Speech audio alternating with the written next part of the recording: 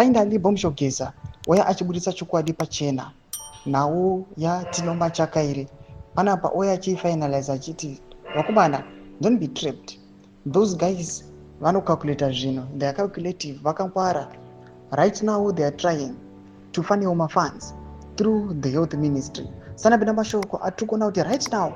Tafuna ututi, even the youth ministry had to declare a youth yemike Zimbabwe as a natural disaster panguwa ine kuchonekwa kunzi the situation iri muhealth sector iri very concerning and it is in a dilapidated state of subscribe wala ikota on the grade. Geza anonyora chiti pamba tunopinda mu change radio nokomenda wachiti Geza says Tinoma Chakere was not sincere.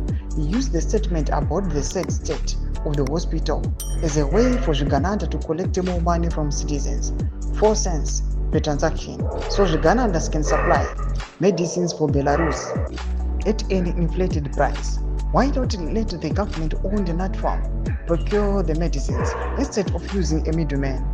Geza says Tagwire stands to benefit from the hospital scheme. Thomas Warunda Pangwa in a tron and Bombsho Geza are exposer. Iwa, Chukwadi Chesa Jeti Iwa, Manamba Chakari Awa Murkona Vangu Tumo Usao. We don't call the Panabarka to collect each and every 4 cents. Pangwa in a Guru Kokonzi. They want to inflate my prices so that Kanavakuchi Zvaendwa Panabawa ma middlemen. But you know, Tenga akunedzi wenyika vanenge vakaisa maprices mahombe vachizva kuti they can also benefit from those fraudulent prices avanenge vaisa. Mashoko ari kuda panguva ino ari tikuona kuti nyika yeZimbabwe tingovandirana zvedu tingokwadziwa semacitizens.